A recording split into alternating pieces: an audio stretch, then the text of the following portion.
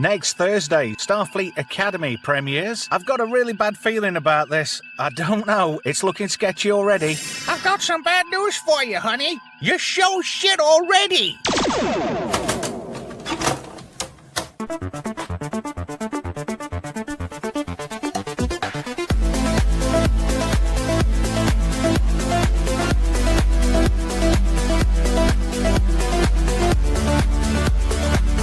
I've heard of audience participation shows, but this is ridiculous. Welcome to Friday Night Shite. On the channel tonight, Oldest Gamer. We did have Matt from Going to the Pictures, but he seems to have disappeared. Hello to everybody in the chat tonight. Franco was first. Oh, Help Desk was a close second. Paul Dickinson. Hello to you, Gavin Blackburn. Who else is in there? Oh, Gamer, you're in there too. How are you, Gamer? You all right, mate? Doing all right. Sorry I missed Tuesday. Happy 1 year. Right. Like you said, I was with you the first episode, and I wish I could have been there on Tuesday, but I'm here now. There's Matt. Hey, he's back. Where did you go? I don't know. The whole thing just froze up, and just my machine just went, nope, not doing this. So, worst timing ever. Hello. I know. Tell me about it. Tonight on the Shite, Starfleet Academy. That's happening next Thursday. We've also got Star Wars Rumour Mill. It's about that time of year when Kathleen Kennedy likes to spread a rumour. And if we get time, I might just brush on GTA 6. Channel memberships are back on YouTube and also available at patreon.com/Trev Retro. If you can chuck us a pot knacker here, there, or everywhere, that's always greatly appreciated. What have you been up to, pop culture-wise, this week, Matt? Just holding my head in my hands at despair at everything that I'm seeing, to be honest with you, and wishing that I could travel back to 1980. Why 1980 in particular? Because I get the whole 80s then, and then I get the whole 90s, and I get to live the 90s, which was probably the greatest decade this world last had.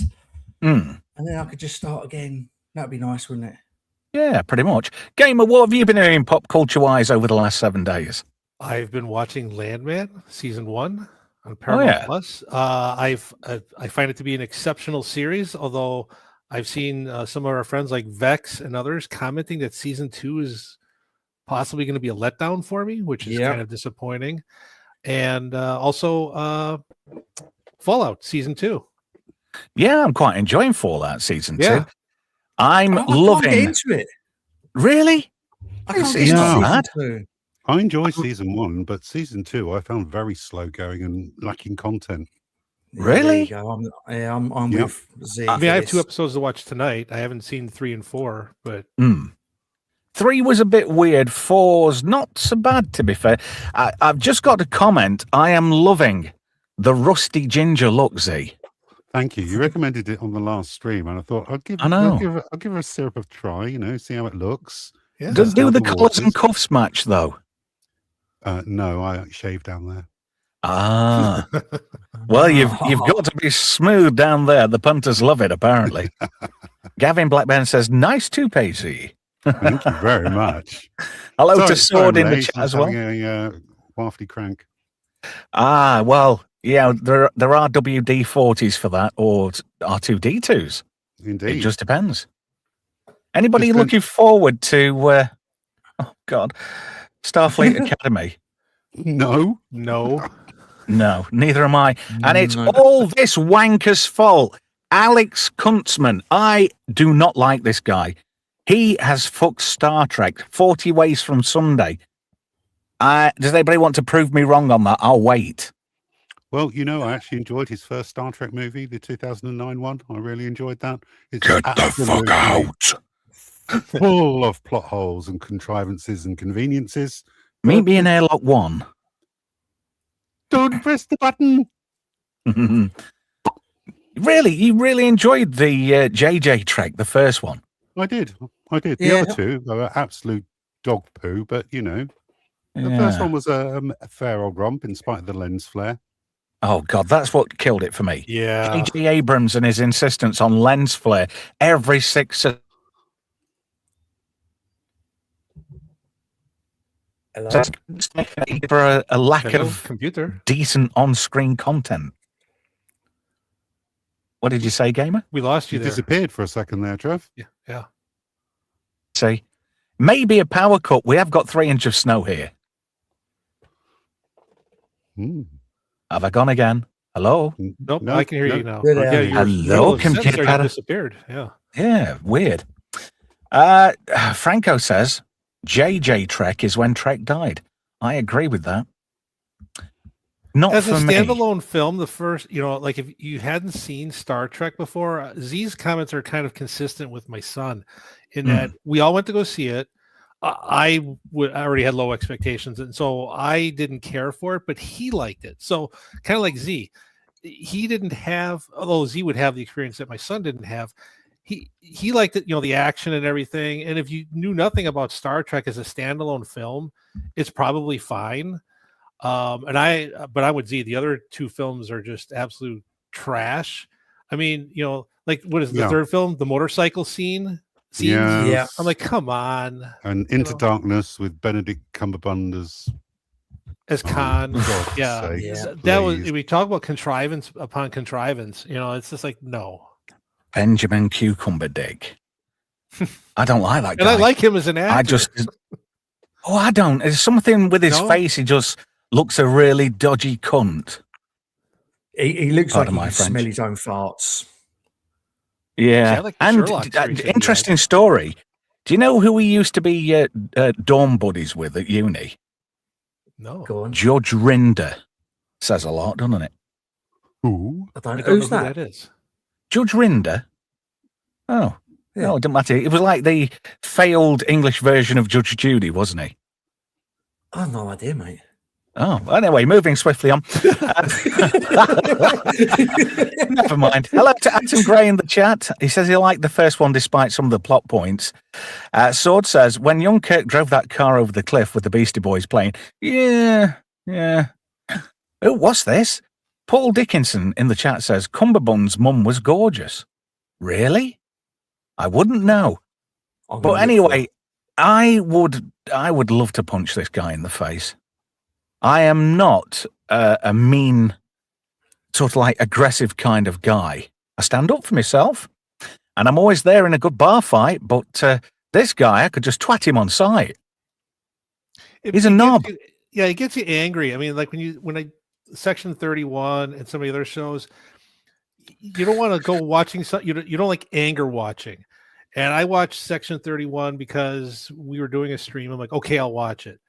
And I was angry the whole time. I'm like, why am I watching this? But I'm like, okay, I said I'd watch it, so I'm going to. But Discovery, and I've mentioned this before, I watched the first season because what's Black female space Jesus. Sorry. Jason Isaacs was the draw. And once they removed him, you've got the Lieutenant Burnham that doesn't follow any orders, but somehow is promoted all.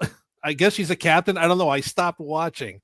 Black space female Jesus. But yeah, you just wait. Starfleet Academy, she'll be an admiral. I would be surprised if she wasn't. Yeah, she has to be, right? It's the 31st century, and she's got all that quote unquote experience. And golly, you couldn't possibly have a man in charge because men are toxic. And if men are in Star Trek universe now, they've got to be gay. I don't get that. Why? Not every bloke likes dick. I mean, I enjoy owning a dick. I enjoy my own dick, but I wouldn't have anybody else's dick nowhere near me. Other Just than saying. I'm trying to think. Other than the key villain, and Robert Picardo, how many men do you see in the trailer? I think 3 or 4, maybe. And I noticed any of the men that are in sort of like a bridge position. They all seem kind of like, oh, what do we do? Oh, the lady bash has got to tell us what to do because we don't know what to do. They all seem a bit dilatory. Anyway, I'm going to make this full screen because I found some interesting tweets. And this one from meteorologist Katie Nicolau. What did I think of Starfleet Academy? Here are my spoiler-free thoughts on attending the world premiere in New York City. 1, the casting department for this show deserves an award for putting this crew together. Every actor felt perfectly cast. That gives me cause for concern. already? Yes, because I know nothing about this person, but it seems like she may have been hand selected. Shill. Yeah. As soon as I read as soon as I attended the world premiere, I'm like instant shill. Not interested in your opinion at all. It gets better than this because she carries on. Oh, Here we go. Number 2. The on-screen chemistry between the actors is fantastic. I found myself leaning forward in my seat several times during the episode, completely drawn into the scenes playing out in front of me. I'm sure she kept leaning forward just to let out a silent fart. Yeah. She sounds like the sort of person who'd consider The Last Jedi a masterpiece. Oh, yeah. And then we've got Paul Giamatti. And I was saying to the guys off air, Helen Hunt, who plays this new female space Jesus, but not black this time. She sounds like Eric Cartman. It's so strange when I listen to her voice. It's so weird. How can anybody in a battle situation when there's loud noises and stuff going off understand somebody who sounds like Eric Cartman? She has got the worst fucking voice ever. No, you mean Holly Hunter, not Helen That's Hunt. it. Who did I say? You said Helen Hunt. No, I can't hear her voice quite like Helen without Hunt. picturing Elastigirl in my head. Yeah. Well, to be fair to this Unfortunately. comment, maybe the chemistry between Giamatti and Holly Hunter is good, but you're talking about two people out of the entire cast, and I don't know. Is he supposed to be a regular, or is he going to be an off and on again villain? I think he's going to be this series' version of Harry Mudd. Because they tried to bring Rainn Wilson in, didn't they, for Strange New Worlds, and I don't think that worked out very well at all. Yeah, I didn't even watch it, so yeah. No, I didn't. I only saw pictures. Anyway, she says, she carries on. 3, the colours. My goodness. This show is beautifully lit, designed. I love how colourful it is. From the sets to the uniforms to the ambient lighting. 4, Holly Hunter is absolutely perfect for this role. Yeah, why did I say Helen Hunt? I actually quite like Helen Hunt. Oh, and look, there's that new Klingon guy, Jay Den. Really? Fuck me. The fatigue is real. The Klingon fatigue is real. Oh, God. Jesus. I think the bridge is overdone. The coloring seems the same as Discovery. That type of universe for Star Trek. I don't know that Holly Hunter's perfect for the role. Again, we were speaking in the green room. There's a scene where she's doing a command on the bridge. You can't even understand her. Yeah, because she sounds like Eric Cartman. Well, even that notwithstanding, if you're shouting out an order, it needs to be understood. Well, if the audience I can't mention this already, bizarrely enough. Me, you need clear lines of communication in a life or death situation, which is, what these people are going to be in and out of every week, to be fair. But she carries on. Oh my goodness, this woman is incessant. She says 5, the mix of comedy, action, drama, and heart made this one of my personal top-rated Star Trek pilots from across the franchise. Shout-outs to Paramount Plus and Star Trek for making this premiere so magical. Shill. This chick has been paid. This is better than The Cage. Okay, whatever. Yeah. People will still be watching The Cage 50 years from now. They won't be watching this. Graham says in the chat, question. Let me stick this up on the screen.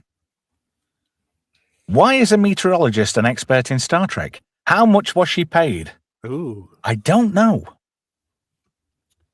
Well, this is a case of Access Media. She's given early access to the episode in lieu of a decent and lovely review. Atom Gray says gift bag was 10 out of 10. Absolutely. Came with a Starfleet branded iPad and everything. Yeah. A Federation logo dildo. I think it's fair to say that some of our top streamers out there, they were not invitees to this event. Nope. I didn't get an invite. Yeah. I don't even register on the fucking radar, but never mind. Would you actually go though, if you got invited? Oh my God. No, I wouldn't. No. This is quite interesting. Howling Mutant says, saw this ad for the new Star Trek show. and literally thought it was a joke. Herman Cortez says, this Star Trek advertisement seriously looks like one of those Subway advertisements for HIV medication. Wow. You're not wrong. I mean, having sensitive Klingon there is like having an honest Ferengi. Yeah. It just doesn't work, does it? No. And the I never girl, watched the series One Tree Hill, but that was the first thing I thought of when I saw this. the girl who's holding Jaden, that fucking name, that just does me straight off the bat. I see they've put the fat one upside down. Yeah, well, the fat one, she's been photoed at the premiere. There is an image of her coming up quite shortly, and it's just what the fuck. You know the thumbnail. Yeah. Yes, That's her. Look, there we go. This is Star Trek now, says John Del Arroz. Who is this for? Not for us, not for the real Trek fans. This is for the new Trek fans. What the hell is even that? And why is she making devil signs? She's a don't demon. know. Look at her. Shall we? Here we go. She looks Look like she's at about to that. Look lecture on away. Look away. Pronouns and the patriarchy. What the fucking hell are you? And what the hell is that on her head? I don't know. Is she wearing a grill? I don't know, but don't tell me that's her real hair. I don't know. Is it a fucking George Foreman she's got in her mouth by any chance? No idea. It's got more rings than Papa Lazarou. Oh, fucking hell. Hello, Dave.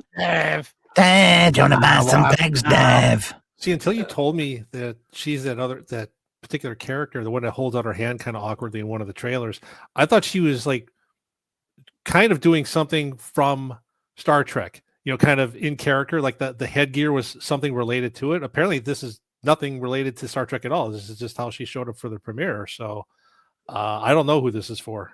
I feel sorry for any poor bastard what finds himself bouncing up and down on top of this thing. No one's getting near that. No. She's going to have to buy a fuck machine from Amazon or something. Even Z wouldn't touch that, would you, Z? Not even with yours. Not even with yours. Not even what we for would call okay. She's a Leo Sayer, which means you need to be an all day on that. You've got to be out on the beers. You've got to be out on the beers all day before you'd even think about it.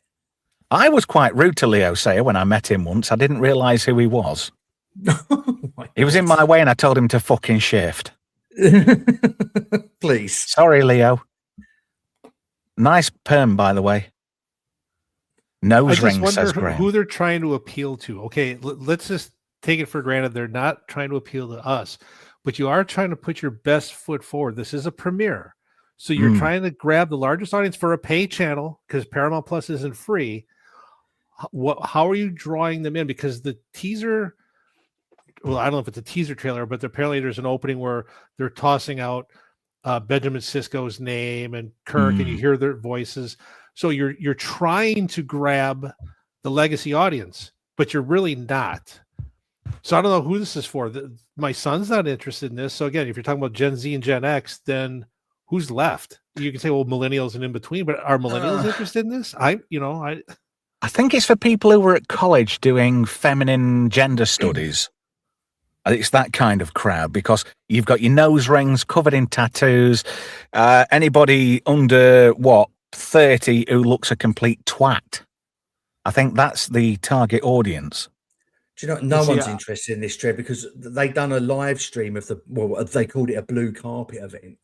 And I think it was Paramount or the official Star Trek account on X was live streaming it. And each post was getting, on average, probably about 30 likes. That was the one where they interviewed one girl, and she said, "Oh, we're already being disliked, and we don't care because it's not for them, it's for us." And I'm like, "Well, hang on a minute, you've just alienated your core audience there." And I'm sure people, execs at Paramount, their arseholes inverted and kind of did a reverse queef. Yeah. Yeah. Well, and Skydance having just bought Paramount, see, I thought this could go the way of Batgirl. That I thought Skydance might shell this and just take the tax write-off. I had no information. I was just kind of think, well, geez, are you going to let this come to fruition? And then I heard that there was a second season already for this. and it looks like it's all head full. But Paramount, Skydance did spend a ton of money to get Paramount. They're in the business of making money. So is this a loss leader for something else, or are you actually expecting people that they're going to subscribe to Paramount Plus to watch this? I'm more inclined to pay for Paramount Plus to watch Landman than this. Yeah. I would not subscribe to watch this. In fact, the only way I'm going to be watching this, if I do watch it at all, is how I watch the rest of all the new Treks. Yarr! I went on the 7 Seas. I would not, in any shape, way, or form, pay good money to watch shit like this. I won't even spend time of my life watching this. No, I don't. Who is the target audience? Is it, people of the gay persuasion or the LGBTQ LMNOP type of people? I think it's the noisy minority on X who pretend that they're interested and they want to watch it, but then inevitably don't show up and don't watch it, which is why streaming figures are always so low. Hey, there's some good news with your comment there. That very noisy minority on X? Yeah. They very nearly completely transplanted over onto Blue Sky, which is a good thing, really. Yeah, see you later. Although I'm not particularly enjoying X at the moment. No. Because if you notice, they've made it, they've made it really hard work, and they've made it really insular, and we all seem to be in a cluster together. Have you noticed that? Yes. Because when I try and branch out and reach out to new people, nobody sees me. Yeah, do you know what? I'm doing the same thing. So I got, I'm a big DC Superman fan, right? So I got pulled into this whole Snyderverse James Gunn war, and I've been an arsehole about it. Yeah, I've been an idiot. I can't help. I have to buy it. I'm like a moth to a flame with it. But I'm trying to, because Russell and Sean are the other part of going to the pictures. They're constantly on my case about get away from DC and Superman. But every time you try and tweet and build up engagement about anything else, you get nothing. You get sort of lumbered with this group and you can't get out of it. Yeah, it's weird. It's almost like, you bait, for certain groups on Twitter. I can't call it X. That was stupid calling it X because it's crap. I can't read. Do you know something? If it wasn't for promoting the streams, I don't think I'd completely bother with X again. I mean, I've virtually done on Facebook. It seems so irrelevant now. There needs to be something better. Except as you've pointed out, you've been having issues with YouTube as well. So how else are you supposed to get your channel out there? You know what I mean? Like I say, you need X. Because you're sure it's not going to go to Blue Sky, are you? Are you, Trev? No. No. No. You've got more chance of seeing me in this new Star Trek. Episode 3, there's Trev Retro. It's like, all right, it's happened. Yeah. Yeah. I could be honest, the token straight man who's got opinions. Well, yeah, they can call you the relic. Listen to this man talk. Yeah. And it's like they totally mock you. And it's like Trev's all into it. It's like, yeah, no.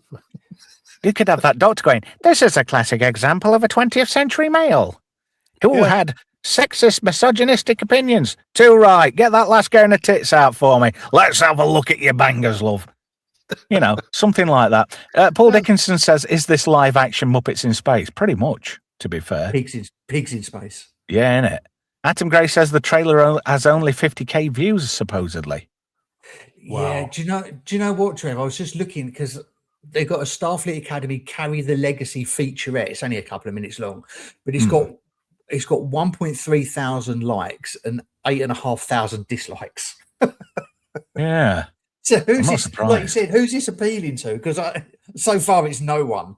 Well, Ista says the target audience is teenage girls. Are you busy tonight, or would you like to join in, Esther? There is a link available. Target audience is teenage girls. Graham says, the British? No. No, it's target audience of people who don't have any bloody money. Well, nobody's got money to invest the viewing time in streaming services at the moment. You know, we've just had Netflix with that shower of shit Stranger Things 5, which was a total fucking snooze fest. I ended up spending the time I was supposed to be watching that. I was playing Sudoku on my phone. Nice.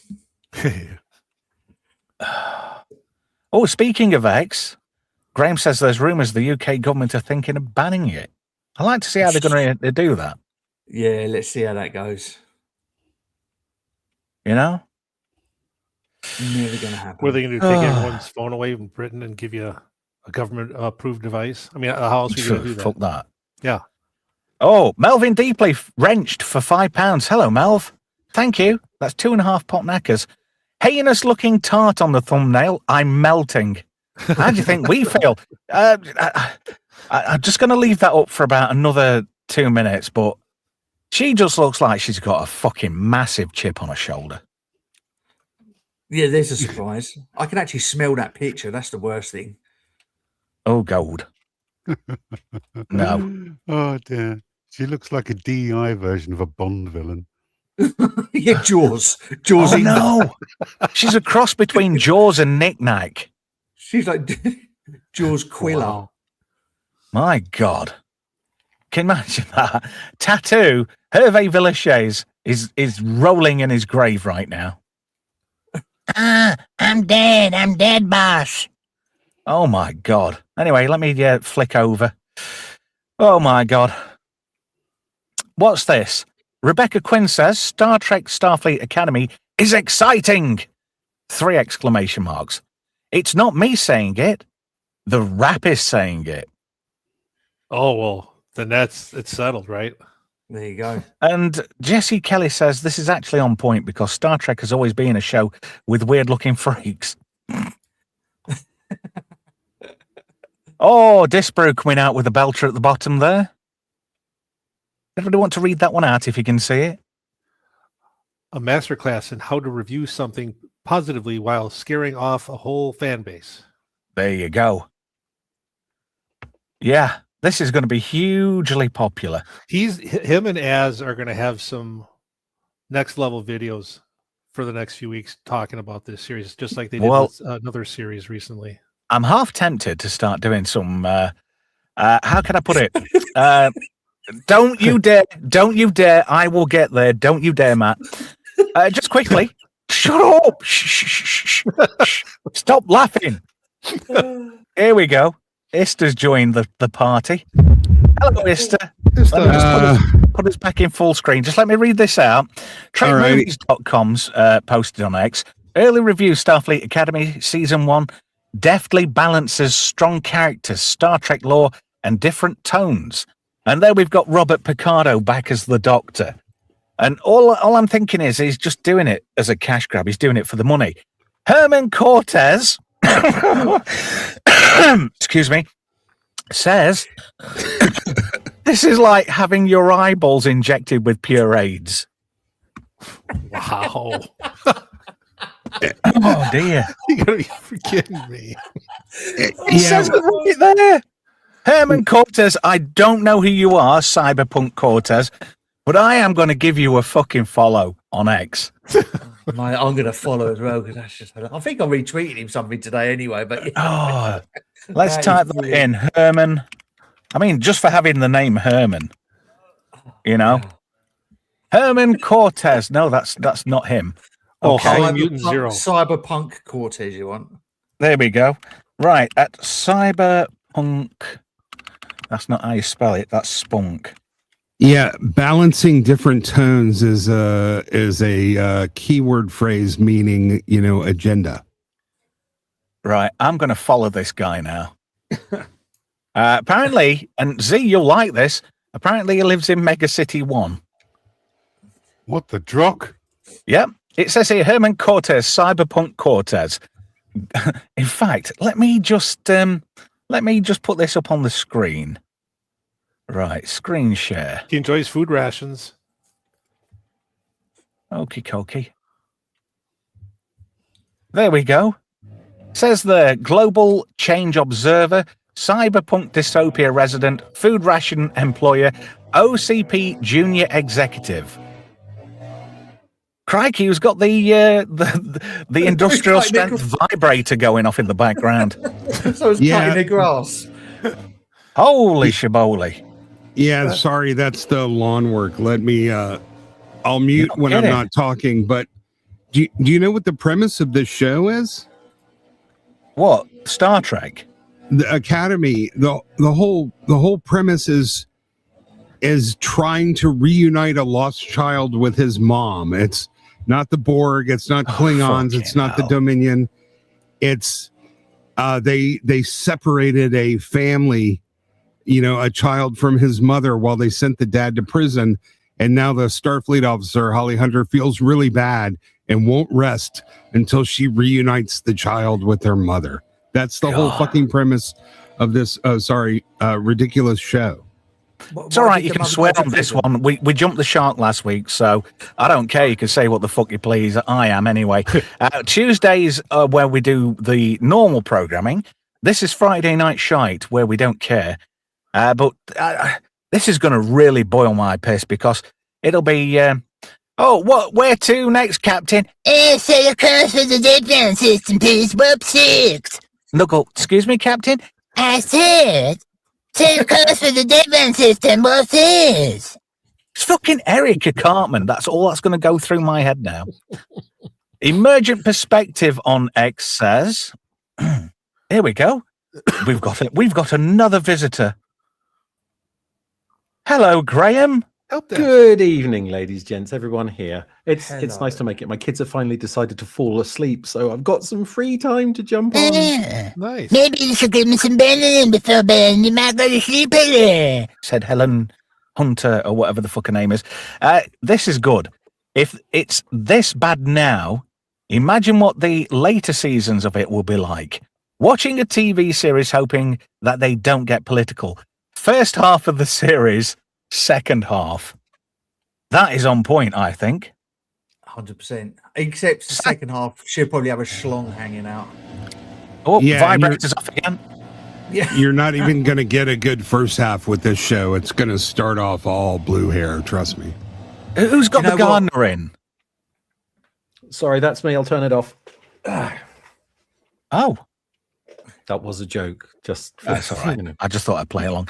Satchel Maloney says, this is quite interesting. Some of you Fujos, what the fuck is a Fujo? Does anybody know? It rhymes with Cujo, which is a big St. Bernard. That's frothing at the mouth. Says, some of you Fujos getting mad at me need to chill the fuck out.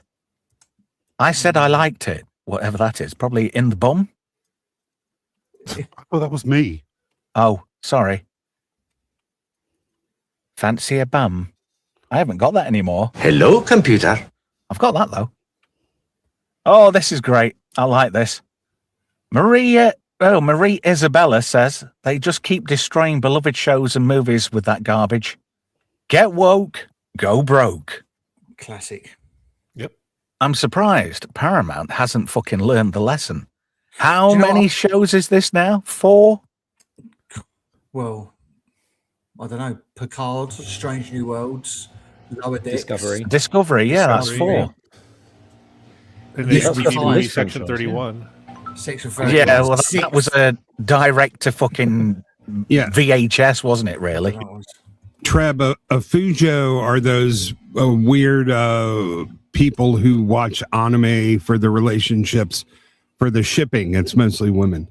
Oh, that's right. It's a translation, Fujoshi, which means rotten girl, if my pronunciation is right. Oh, I thought it was Fanny smells like kimchi. That's pretty much the same thing. Same thing. Cheesy. Yeah. Listen, there are people at Paramount. They wanted the show buried. Everybody pretty much knows it's the worst thing they ever made. They were hoping actually that it wouldn't get aired. So I don't think anybody is really happy about this show coming out, but it's still going to have its stands and the bots, and they're doing a little bit of promo for it. But if you'll notice, all the promotion was pretty late because I think they were still trying to decide whether or not to Batgirl it. Well, that's what I was saying before you came on, is that I thought it was going to go to Batgirl route, and obviously it didn't. So, well, isn't there a rumor it's already been greenlit for a second season already? Oh yeah. No, they usually I've do been 2 thinking. seasons as a minimum anyway. Yeah. Yeah, That's it was bullshit. already. Yeah, they're just calling it a second season. But here's the thing: they may shit can the second half. They did try. The rumor is Chris Gore said somebody from inside told them that the contracts wouldn't allow them to bury it, which is why it's airing. And they're just hoping for the best. But I think they don't realize just how much more damage this will do to the property if they actually try to make a serious go at a resurgence. But this is still part of the timeline that they've already said, will not continue from now. Sorry, Z. You fucking malleable or what? Sorry. Anyway, Emperor J. Goodwin says, Paramount made Paramount air this show. Someone needs to get their story straight. That's right. Mm-hmm. Anyway, he says, every contract has a buyout clause. Why is it Secret Hideout and Kurtzman continually fail upwards? And everybody's like, oh, marvellous, Alex. Oh, Stunning and brave. Yes. It's because I they wonder can, if because there's something in the contract that precluded them from a buyout. Yeah. You know what I mean? Or it was just financially not worth it. They decided it would do less damage to air it than to have to pay out the buyout. You're writing a check. Yeah. Oh, this is interesting. Teague says, their Star Trek Academy show was made bad on purpose so that Paramount had to buy it. That's a good theory. I think that's Would quite it really good. be that difficult just to make a damn good show? I know. I don't follow that. If it was good, they wouldn't have had to buy it. I don't understand that. Do we know if they're still on track to make the Archer show? Oh, that'll never happen. And if it does, it'll be a piece of shit. It'll appear just after the Rain movie. Anyway, I'm going to read this next chat out in the style of Helen Hunter or Holly Hunter. Well, I can never fucking remember her name. It was her what was in Crash and Boxing Helena, wasn't it? Yeah, it's Holly. Holly. Here we go. If I sit my pants, I don't have to video it and post it on the internet. She is Erica Cartman. Sorry. Okay, but what if I shit your pants? Well, if you shit my pants, I'll be very fucking worried. Why are you in my pants? I've already one arsehole in there, to be fair. You see, that's different. I think this is going to be fucking hell. To boldly go where Star Trek. no they, them's ever been before. What do you say? There's no genders in space anymore. Set a course. There's just for Bob 6. What did you say, Captain? I said set a course, Bob 6. Respect my authority. Sorry, I don't do a very good Eric Cartman. But I make no excuses for taking the piss out of somebody with a speech impediment. You know? So this show's premise is returning a child to their parent. Isn't that the same premise as The Mandalorian, returning Grogu to his kind? Well, the difference is Starfleet caused them to get separated by arresting Paul Giamatti, who was the bad guy, sending him to space prison, and then that left his mother and son, I guess, uncared for or something. Oh. So, what they're saying is that, Roddenberry got it wrong and we need to fix it. And this is how it's supposed to be. This is well, they did the same thing with Rings of Power. They're saying, "Oh, we're just correcting the errors in J.R.R. Tolkien." Yeah. No, you're not. There were no errors in it because he fucking wrote it. Errors. Yeah. But they've already decided to drop this timeline when and if they make new Star Trek. So it's not like the show's going to count. I just don't see. Yeah, I don't see what they get out of airing it. I don't care what it costs not to show it. I'm with you, I don't know what the upside is. The thing is, right? This whole get woke, go broke. None of these studios have gone broke yet, and nobody's watching this stuff. So this all must be a bit of a fiddle, like a tax write-off? Are they embezzling money? Well, I mean, how do you put a price on government propaganda? Well, apparently nobody's put a price on decent quality entertainment in this century so far. Because there's been all our favourite franchises have been butt fucked sideways 40 times. Yeah. There's a queue of prisoners in every jail in the world, ready and willing and able to dry fuck every franchise going. That's what it feels like to me. I'm just saying. Do you know what? They don't even lube you up with a couple of good episodes first. They just go straight in dry now. Yeah. Yeah. From the start. It's dry, fast, hard, and exceedingly painful. I've got to take that off. I tell you what, how the buggery. There we go. Oh, 6 of us. I always said never more than 4, but screw that. You're all very quiet about this in the chat. Well, I think for the most part, when they first announced it, most of us already dismissed it as garbage. Mm-hmm. Well, next Thursday, suck it and see. I might do a video because I am chomping at the bit. I just want to destroy this program. There was no need for it to happen.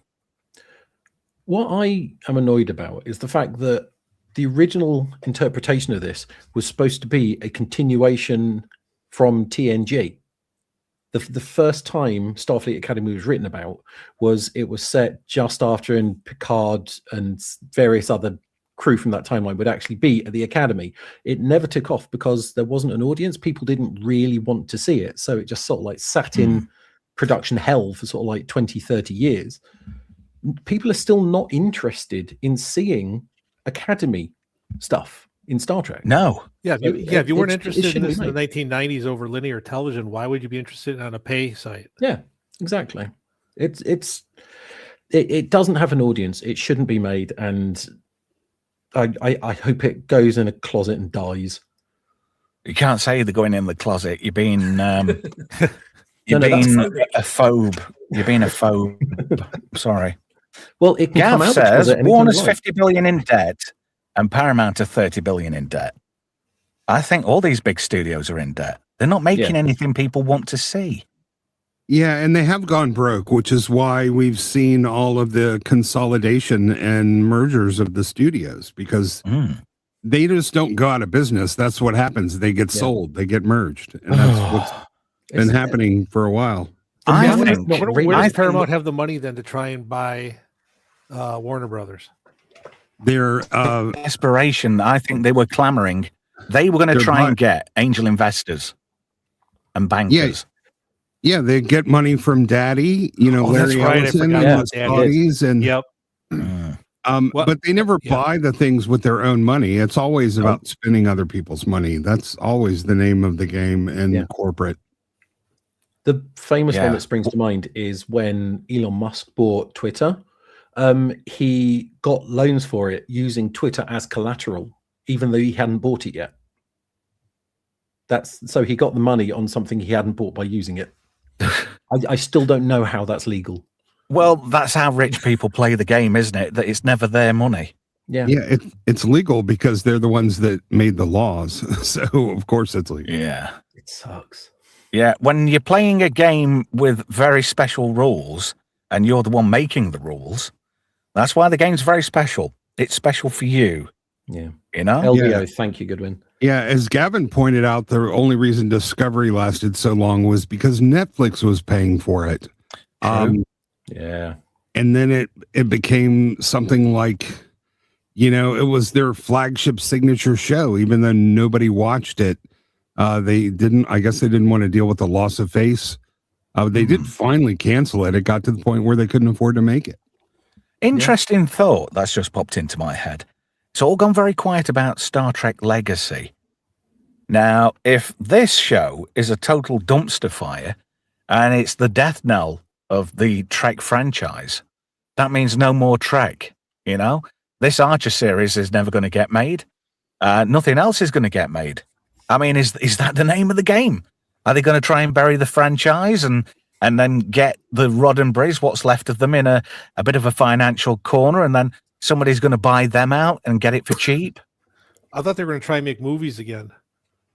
Yeah, but how? The audience isn't there anymore. Nope.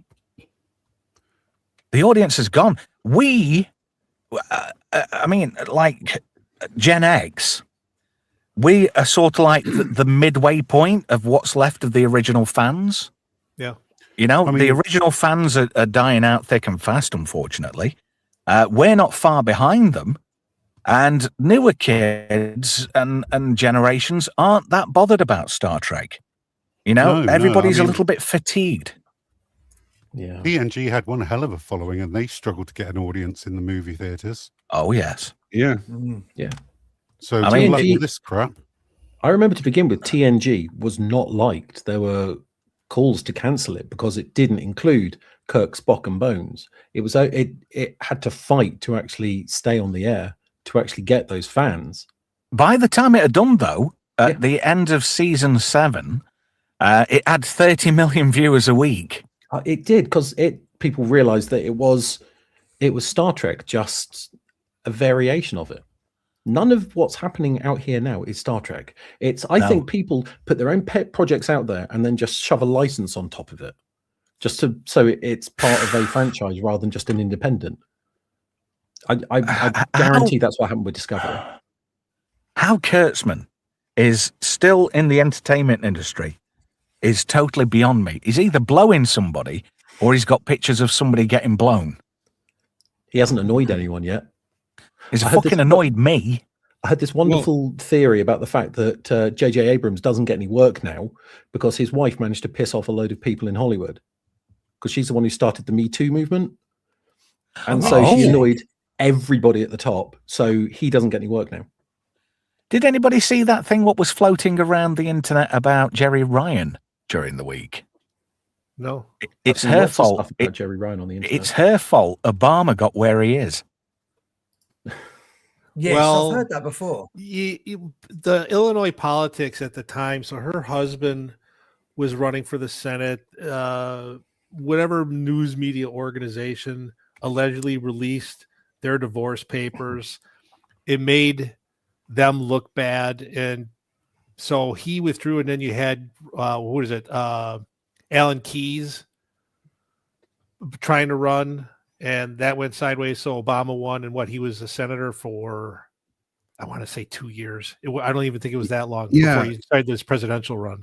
Yeah, it was Jerry Ryan's ex-husband. Was it Jim Ryan? Jim Ryan. Yeah. Yep. Yeah, that was how Obama became a senator after his scandal. That's not her fault. It's just I'm not blaming her. All signs were pointing that way. No, he was a bit of a perv. If she hadn't I'm not mentioned blaming certain her. things in divorce court, if she hadn't mentioned certain things in the divorce that became public, then he wouldn't have dropped out. But they were sealed documents. The problem was there was allegedly a media organization that got the records and released them. It should never have been known. But all that notwithstanding, I don't know that Jim Ryan beats Barack Obama in Illinois politics, because the Chicago voting base overwhelms the rest of the state. You just can't outvote. I'm trying to think how many people live in the Chicago area, like 4 million people. You're talking about the rural areas of Illinois, farm country. That's why, you have Governor Pritzker. Most of the state might not vote for Governor Pritzker, but Chicago and Springfield, there's enough people to outweigh those folks.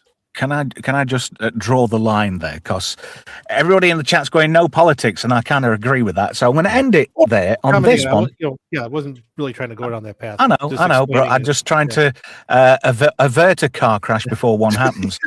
Well, Emperor J. Goodwin says the dumbest part of the Ryan divorce incident is that her husband withdrew from the race, despite the fact that he managed to get Jerry Ryan and another woman to do a 3-way with him. Yeah, lucky bastard. Wow. I don't believe. I wonder if it was Kate Mulgrew. Ooh, what, is that why they fell out? Yeah. Can you imagine that? Liked Kate instead of her. At least it wasn't Holly Hunter. Oh, come on, Julian, let's off. God, her voice goes through me. It's like having a fucking icicle shoved up your arsehole sideways. Anyway. Also, if Jerry Ryan is responsible for Obama getting in, that's a classic. It's the domino effect Yeah. You know, where one small thing leads to another thing. It's like the same way that 9/11 is the reason we have 50 Shades of Grey. Well, I'm going to blame her now for Dark Skies getting cancelled. Oh, what a show! That was a great. I'm John Lowengard. That would have been great if they'd, it got at least another 2 seasons. That would have been fucking amazing. Mm. But some of the main cast started dying, didn't it, in strange circumstances. Like the guy who played Frank Black. Do you remember him? The head of Majestic 12? I don't know. Anyway, I'm done. I am done talking about fucking whatever Star Trek's morphed into. It's not the Trek that I know and love so dearly. You know? At this point, Nemesis gets a pass. I'd sooner watch Nemesis than this. Is good compared to this. Oh, yes. That's what I'm saying. I would sooner watch Nemesis than this shit. Yeah. What about Insurrection? Yes. I'll watch it, but I don't like that film. No, I don't like it one bit. Nope. I'd sooner have that AIDS injected in my eyeballs like Ehrman was saying earlier than have to deal with this. Anyway, moving on to our next subject. Everybody loves talking about Star Wars. And it's that time of year again where we get the usual Kathleen Kennedy rumors. Now, the rumor is that she's stepping down. There she is. The one and only. She steps down every year, regardless.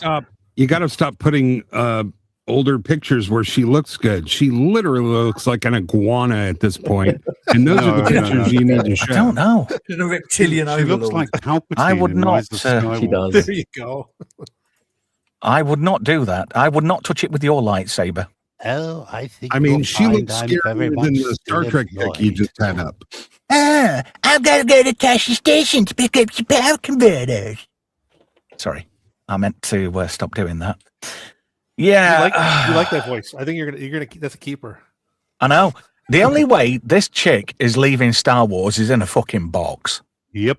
And I don't mean a cardboard one. I'm talking about a pine one. I think she's going to... I don't think she's really leaving. I think she's going to pull a Bob Iger.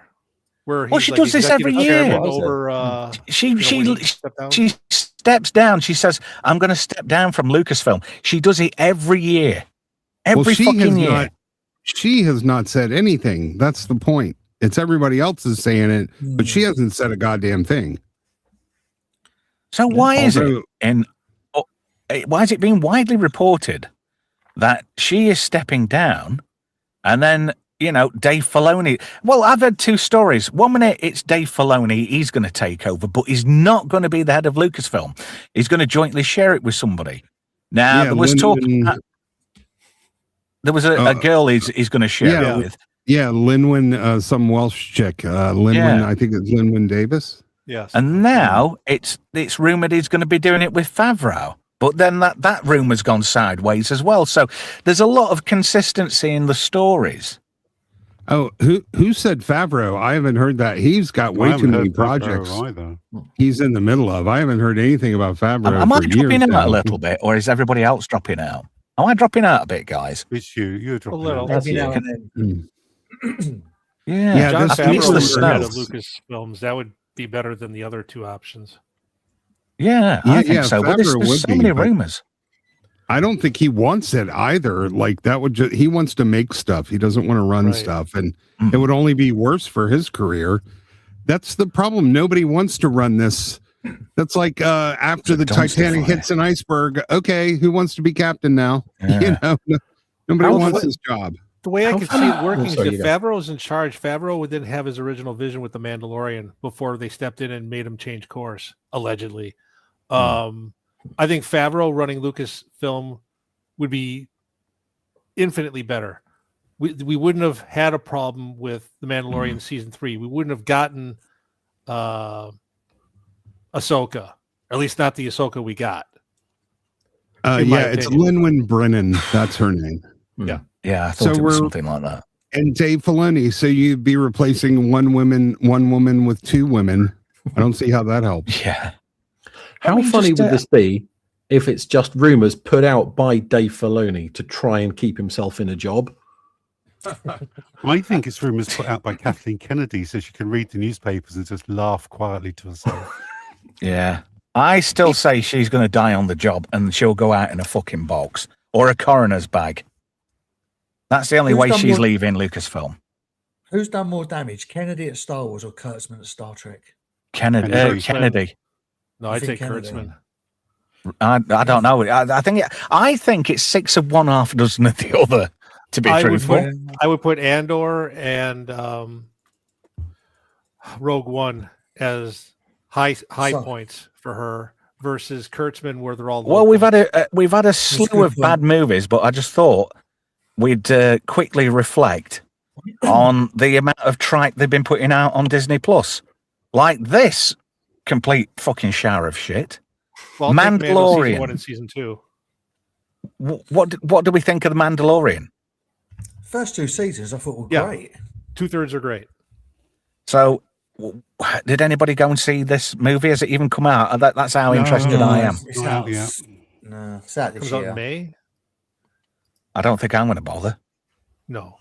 Isn't it funny how Tron Ares has come to Disney Plus so quick? How long has it been out now? It came out in October. Really? Or was it September? 3 months. Yeah. Oh dear God. And it's been on Disney Plus for a week. Oh, it must have done really badly then. And I tell you something, the quality of the copy that they've put on Disney Plus isn't far off from the last copy I got from the High Seas. Really? Yeah. Wow. Yeah. That's how good a copy it was. Somebody had taken the cam version and upscaled it in 4K. As you do. Which seems like a really pointless venture to do, but that's what somebody did. Wow. You want to invest in a Fire Stick, my friend? Nah, not for me. I am quite happy with where I'm going with this jellyfin setup. That's what I'm going to do next. I'm going to get one of those set up, and I'm going to make my own sort of like version of Netflix where I control what I want to watch right through the house, and just stream my own TV. Yeah, Trevflix. Yeah, non-spot Spunkavision. I haven't said that on a stream for a while, have I? Amazingly, well there overdue. is a website, absolutely. There was a website called Volflix, which just has old movies on, sort of like out of license and stuff. It's just there's loads you can go and watch. They're all really terrible old movies, and they're great. Speaking of which, you've just reminded me of something there. It's time for a Remember, break. kids, tonight is a B-Sides night. Join your host, ghastly, ghostly Adam Gray, and his main squeeze, Barbara Lawrence, from 6 p.m. Pacific, and blast off for Kicksville. Don't be wetter than Smilex's pocket. On B-Sides tonight at 6 p.m. Pacific, join Atom Gray, Barbara Lawrence, Professor R2, and Uncle Jethro Bot. No Smilex, he's not very well. For tonight, it's Teenage Monster. That sounds exciting. That's from 2 p.m. UK time. I'll be catching it on the re-rub tomorrow. There we go. I thought I'd do the commercial break now before I forget. Because I'm hoping we'll be done by 10:30 anyway. Because, I don't know. The whole Star Trek and Star Wars thing's just pissing me off. Yeah, they really Something are a race chronic, to the bottom, to be aren't fair. Indeed. It is. It's just I'm over it. They're wasting huge amounts of money.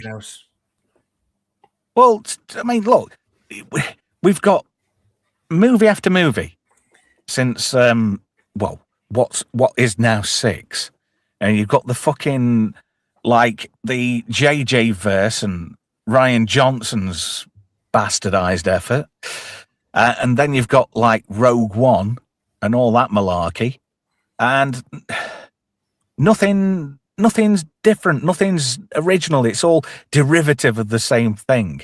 And then you get shows like The Mandalorian, and then you've got Book of Boba Fett. I mean, that I thought had great promise. Great promise. I watched all of it, and it didn't live up to it. No, It was terrible. it slid. It slid off a fucking an icy slope really quickly. Not in a good way. I like the character Shan Fennec, played by Ming Na. I like his character. I thought this was going to be an extension of the cartoons, and it should have been, and then it just wasn't. It was kind of piecemealed episodes from the Mando that they didn't use, and disappointing. Do you know, if I ordered a Chinese and got it, I'd be quite fucking happy. Has anybody watched The Mandalorian recently? No. Because I'll tell you, I went back and watched season 1, and the show kind of sucks. It's nothing but member berries. That's the only thing it has going for it. It's boring. It's dull. It's all, hey, remember the thing? Look at the thing. He said the thing. We're showing the thing. Look at the guy. It's the guy from Empire. It's this guy from Jedi. There's nothing to it. I can't believe I thought it was good when it first came out. Yeah, I've not gone back to. I mean, I'll never forget the appearance of Luke Skywalker. That was oh god, a highlight. Oh, that was awesome. That was so good. It was so good. Somebody actually deep faked it and did a better job of it. Oh, did they? Yeah. Because I thought that lightsaber Have you not scene seen was it? Outstanding. It's the lightsaber scenes we didn't get with the original movies. That Luke just going to town on everybody. Yeah. Yeah. Again, another show with such promise. Yeah, but And it really shit then the it- bed it- on season 3, though, didn't it? Didn't They it turned just? it into the Bo-Katan show. Yeah, it's awful. And Bo-Katan's another good character, but they misused her. They turned her into the Mandalorian. I made it, I think, 3.5 episodes. Whatever the episode was with the dinosaurs on the ship, when they loaded the 3 dinosaurs on the back of the Mando ship, and her fighting that, I'm going to call it a pterodactyl that she's chasing infinitely through the desert. I'm like, okay, this is just beyond believable now. Fennec Shan was not a good character. She was doing what Boba Fett should have been doing for her. She was the girl boss who gets it done. Yeah, but she's she eye was candy. doing what he. Well, yeah, but that's the problem. Is the show? She was the lead of the show. That's the problem. But she's a Boba good, Fett strong was character. playing dances with Banthos, while she was the one kicking all the ass that people wanted to see. Yeah. And I don't fault Ming Na for that. I mean, I You've got to have a powerful, diverse woman. Yeah. Absolutely. Yes, If me it hasn't too, got a little bit powerful, too diverse much. woman in it. Yeah. Nobody wants it. And then it gets worse. Because then we get fucking Ewan McGregor back as Obi-Wan Kenobi. And this shit the bed really. Obi-Wan had gone from being this great Jedi and a general during the Clone Wars. And then he becomes a shell of his former self. He's just basically, well, you've been a toxic white male. Look where it's got you. You're living in a fucking desert and you've got nothing. And you're having to haggle with a Jawa. That's pretty much the size of it. And yet, It was you've got awful. all these member berries. Even, Book of Boba Fett, they had to rely on sand people, But they weren't sand people. They were misunderstood bad guys that were now the good guys. Here we go. Yep, they were trying to retcon him. Another thing they needed, Some nomadic and- people that you've got the wrong Yeah. impression of. another thing they needed to fix from the original trilogy. Tell that to C-3PO's arm. You know how I got that red arm? Go on. Fisting. Really? was it Jabba the Hutt? Or was it that new girl in the Star Trek piece of shit? What's coming out?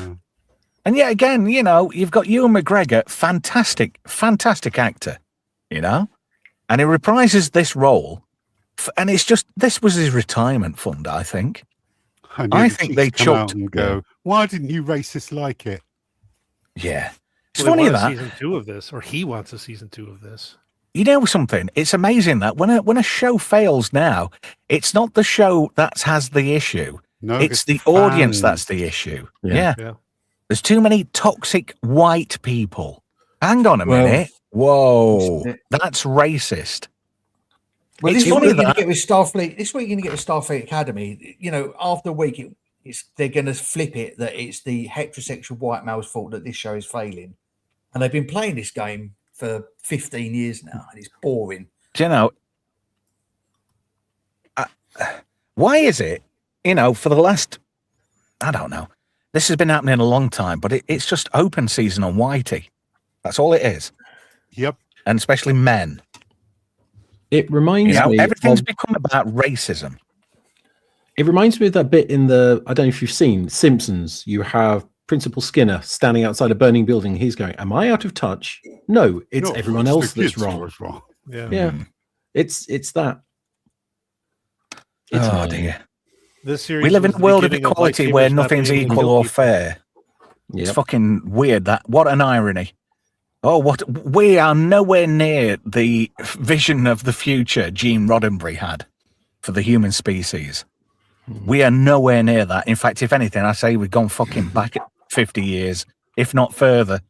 But yeah, again, this is another fucking example of what Disney have done to Star Wars. You know, you've given Kathleen Kennedy the keys to the castle, and all she's done is just basically tried to destroy it.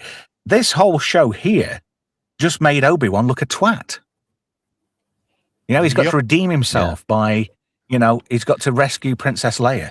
And we've got the unbearable Ahsoka season 2 coming this year. Yay! Oh God, I Forgot about that. Yeah. Anyway, Ahsoka, you know, we'll get to her in a moment, but Andor, I got 3 episodes in and just had to fucking walk away.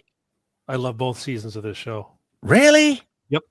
I'll watch what it again. the hell is wrong with you? Andor's pretty I'm good. that isolated audience that liked it, I guess. Out of all the Star Wars that's been released, this is the best. You Top can tier. polish a turd. Really? It wasn't bad.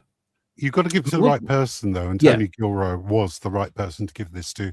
Had it been anybody else, it probably would have crashed and burned and turned to a metaphor for racism or oppression and shit.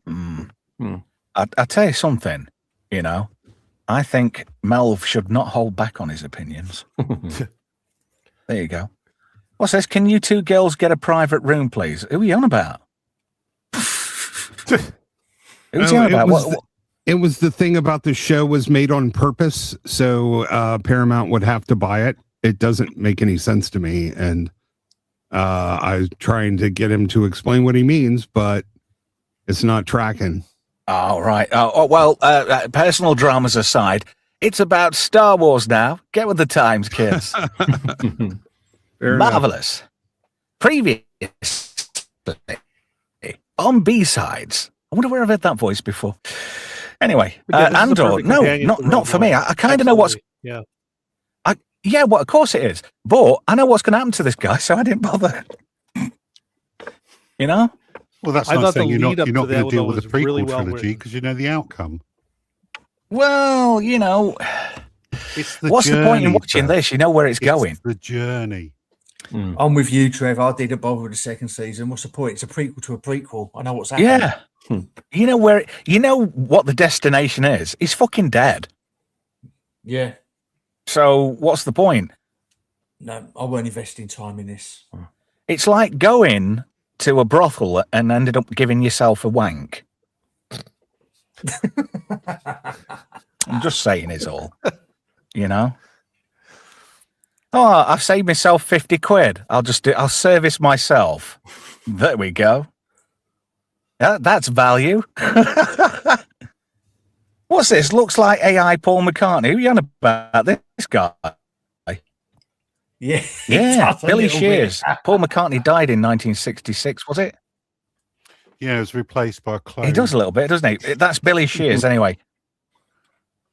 Yeah, does anybody know about that, the Billy Shears conspiracy?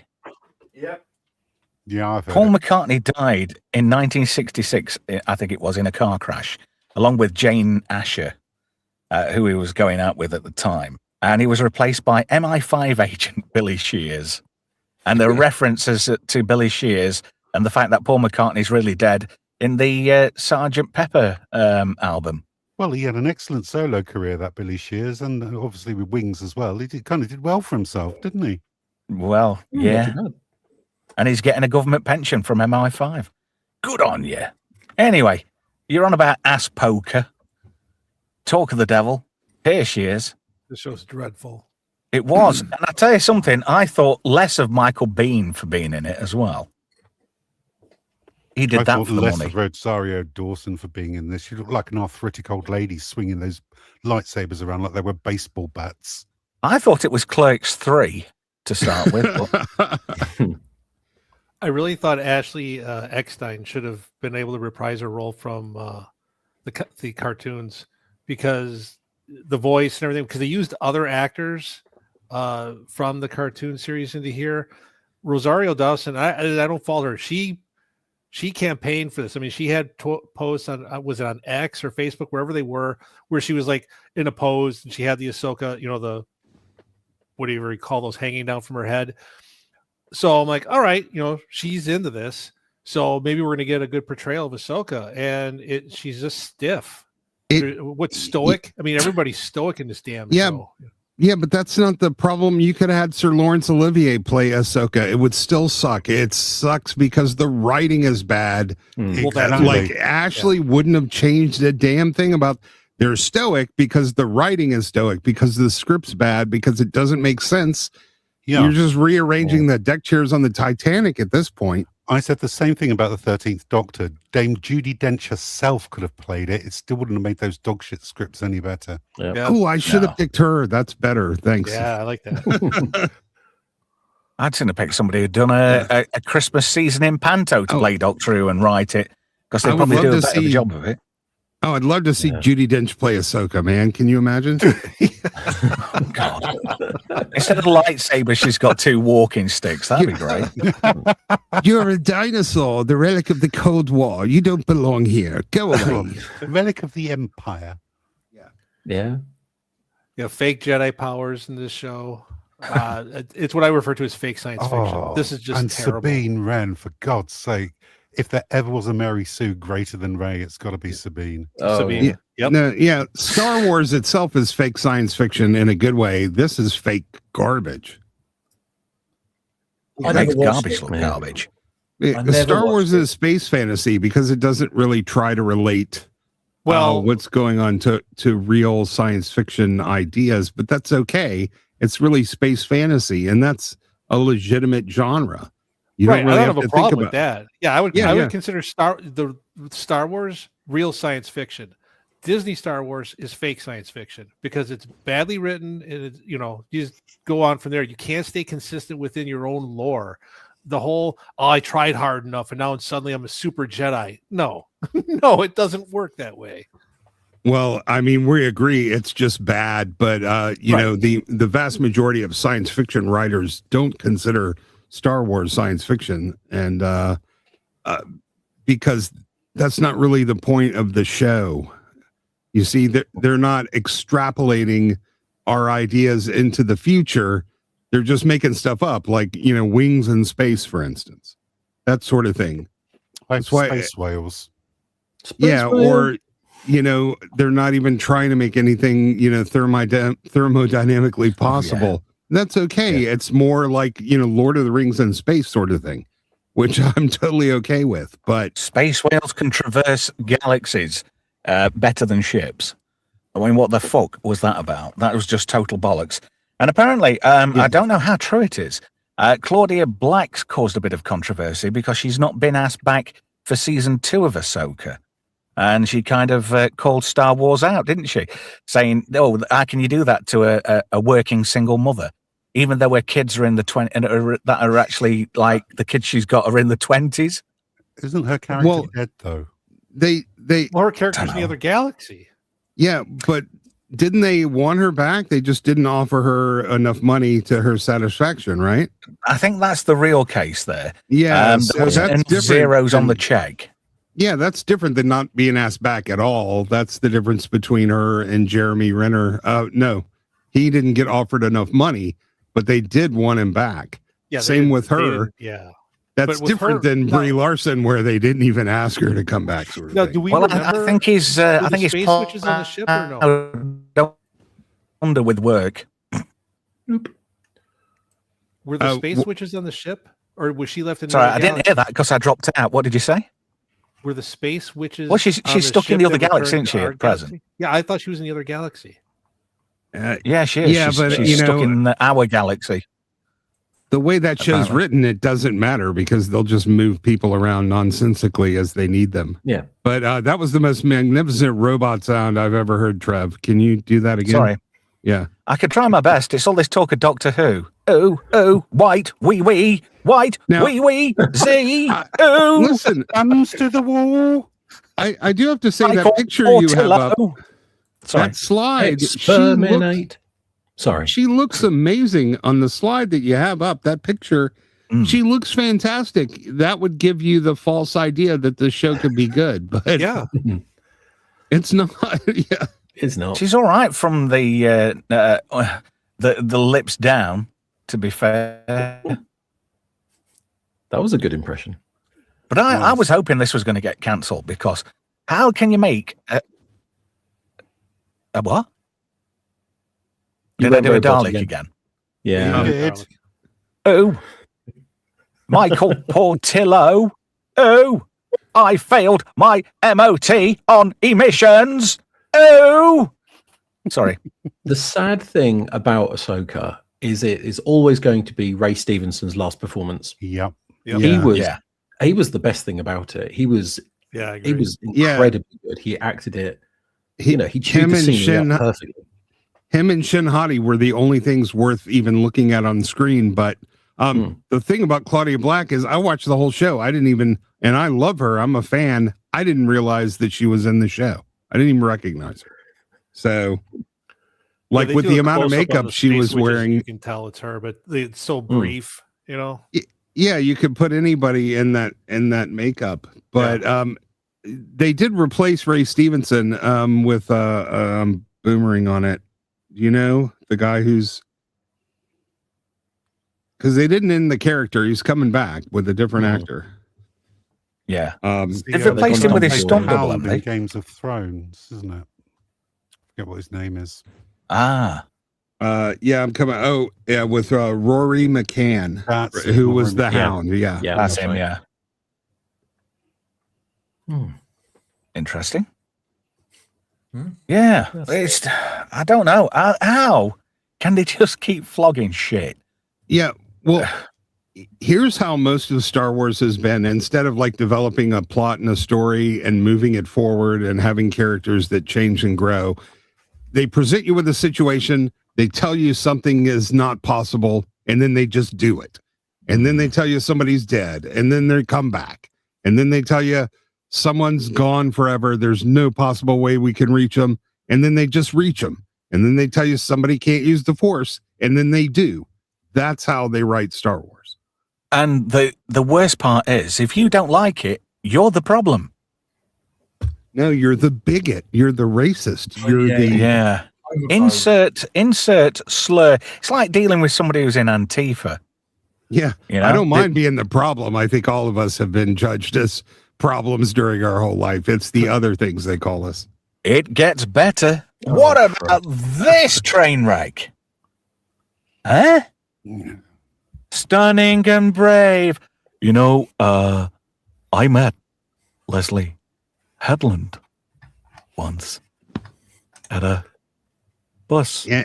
And vitriol and misogyny and conservatives, and they're just all horrible people that don't like the show. Mm-hmm. You terrible, terrible people. All you lot on the panel, including myself, we ought to take ourselves round the back and give ourselves a good flogging for not liking what Disney have so graciously given us. We are ungrateful as a fan base. It's not about giving the fans what they want. It's about giving you what you need to make you a better person. I'm so upset. I will release a diss track. Yeah. It's how it your works? fault. Yeah, she did. It's your fault for liking that patriarchal, misogynistic crap to begin with. We need to fix it. Now you're going to like this. How dare I like Carrie Fisher in a sandy, cracked bikini? Oh, you and your male gaze, you'll never learn. I know. I sexualized R2-D2 because I thought he was a dildo. Hey, they had plenty of male gaze in this show. For some reason, didn't work. Oh, yeah. Tell me about it. Stunning and brave. Space lesbians getting pregnant from the farce. You can be. You say we did it before Anakin, say? Anakin did it. Hey, We did it first. don't joke about it. Space lesbian witches is a very good subject category on Pornhub. Oh, Really? yeah. I wouldn't know. I've heard. Apparently, I don't do that. I go to church. It's banned in the UK. Actually, you can't access it now. Yeah. Is there a strip club in the UK called Church? Is that what you're saying? Damn, you know it. Oh, right, okay. Ah, dear. Yeah, I know the bouncer there. There's a strip club called Toshi Station, and Yeah. there's a group Yeah. of girls called Power Converters. So if you go pick up a power converter from Toshi Station, Did you say Toshi or Tossie? Because I think it more likely to be Tossie Station. Yeah, that's like the guy he said he was interested in Charity. She dances the 8 to midnight shift down at Stringers. Yeah. Yeah, and Chastity's on after her. Yep. And she's stunning and brave. We don't have strip clubs over it. I've never seen a strip club in this country. There probably is one somewhere. I've been to some in London, but that was a long time ago. They certainly used to have them. Yeah, I'm not the the kind of I'm not the kind of chap to pay to watch women writhing about. Oh, it was strictly research for science. I can't follow you one bit, to be fair. If it's too tight, he watches through the windows outside. No, I wouldn't. I think I'd sooner have a pot knacker than a shag these days. It's less hassle. I don't have to cuddle it for an hour. Hello? Have I gone again? Yeah. Hello, computer. It's all right. I'm getting a bit paranoid. I think what it is, everybody's online upstairs. They go out the way. And not bad to say I'm on a gig connection. They must really be hammering it. They always wait till I'm on air. It's funny that. But this show was an absolute shower of shit. So bad, in fact, to sell it just a bit more because they knew they didn't have anything, they had to hire the guy from the fucking Squid Game. Still didn't sell it. No, I've never watched it, so I don't really know what you're talking about. it was so bad. If you ever get around to watching it, you can't tell because there's twins, but you don't know that at the beginning, but it's blatantly obvious. You don't know which one's the good one and bad one because they swap sides more than once, and then none of the plot makes any sense. Yeah, the only one that acts with a consistent motive is Squid Game, but even he just he doesn't act with any sense of knowledge or self-preservation. He's just like, I love Osha and May. I'm sorry. Like none of the characters' motivations or behaviors are based in anything that you would call reality. It's just a collection of random scenes of people doing random shit. This is the most pointless thing in the entire Star Wars universe. Yet again, another show that doesn't need to exist, along with anything that Kurtzman's produced over at Secret Hideout. Yeah, and if you look at it per minute, this is the most expensive show in the entire Star Wars universe. Of course it is. It had to pay for lesbian fettling. What makes me laugh is they said it was sort of like, I think it was 200 million. No, it's 240 million to make, what was it, 6 episodes or 8 episodes? However many it was. But it was, I actually figured it out. I got really bored and figured it out. And it was sort of like $3,000 a minute. It was something stupid like that. Christ. It was ridiculous. Yeah, well, the idea at first, it was explained, well, we're going to really look at the Sith, and people thought that's cool. And there's like, what if the Sith are the good guys? Because I like the Sith and I want to kill my dad. So let's make the Sith the good guys, but not by changing anything they do or their behavior. We'll just decide they're good and murder all the Jedi. What a great idea. Wonder where they got that idea from. Not Z3PO says. Oh, crikey.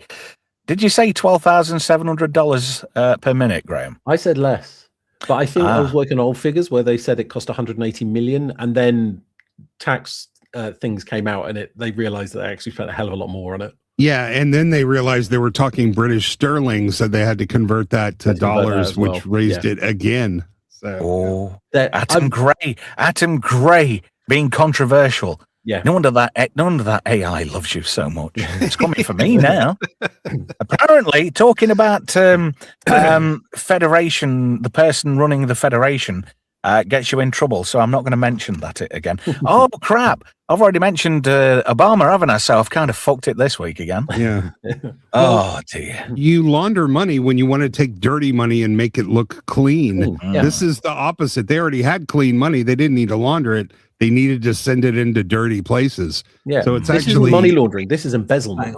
Yeah. Do you think it's kickbacks and extortion and payoff and bribery and even at 180 million, there was not 180 million worth on the screen. There wasn't. No. Judging by some of the cast, 20 million was probably spent on cake. They were all nobodies apart from Squid Game guy.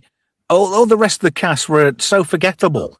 Carrie-Anne Moss was in it for 10 minutes. Yeah, there wasn't even 30 million on screen. No. There wasn't a Godzilla -1's worth on screen. I suppose it made it look better in Matrix 4 anyway. The performance she gave in that. Anyway, do you think it can get any worse? It gets worse. Oh, Jesus Christ. I forgot about this. It can always get worse. That's the thing. So never say that it can't. What's this? And Is it this did get worse. Skeleton Crew, yeah. Oh, this was a sat kid. and watched this, and this is a kid's show, right? Put Star Wars in this, it might have been all right. I have never drunk so much alcohol in such a short space of time watching this drivel. It was. This is a kid's show, and the only reason Jude Law's in it is eye candy for the mothers. Yeah. That's all. That's the only reason he's there, to drag the mothers in, so the kids get dragged into watching it too. That's the only reason he's there. Yeah. Trev, you need to understand. Single mothers get it done, even in space. Oh God, yeah, I forgot about that. Stunning and brave. And their daughters get it done too. And 11-year-old white boys are worthless. They should all be in jail. Yes, we are shit. We are less than shit. Having a penis is a crime, especially if it's not a noir-colored one. Yeah, what was that little blue elephant guy's name? Can you imagine having a huge pile of cocaine with that nose? Yeah. That would just be, God. Have you seen him nowadays? He looks like Daniela Westbrook. I laughed because I heard somebody else laugh. I have no idea who that is, though. She was a soap actress who did that much coke, her fucking nose rotted off. Yeah. What's that bit in the middle of your nose and it sort of like just rotted away and just fell out? Yeah. She looked like the ghoul in Fortnite. She did. Yeah. Oh, no, actually, that's dragging him down. Do you know, he's my favourite. What's his name? I forgot his name now. Fucking Walton Goggins. I actually think he's the best thing in Fallout. He is. Yep. By far. That bug-eyed girl, she freaks me the fuck out. Lucy McLean. I think she's well nice. Really? Ella Purnell. She looks like fucking Seth Brundle after the telepod accident. I think she's a fucking got bug eyes. Yeah, she looks like a fucking mosquito. Well, I can crack a joke about sucking then. Well, that's probably the one thing she's got going for her. But I don't know. Fallout, I haven't really gone into it at a level where we could dissect it on the channel. But I'm quite enjoying it for it. It's not tremendously woke, I don't think. No, I'm enjoying it a ton. Yeah. I mean, it's not really reminiscent of the game, I don't think. But then again, how can you make a decent plot out of that kind of a game? You know, it's like making a movie out of Minecraft. Not really. Just follow the game story. That's all they had to do, really. They haven't even done that. No, they haven't. No. They've done their version. It's like anything that's a TV adaptation this day. It's basically whatever the writer wants wrapped in a skin suit of the IP. Yeah. It's just it's the IP in name only.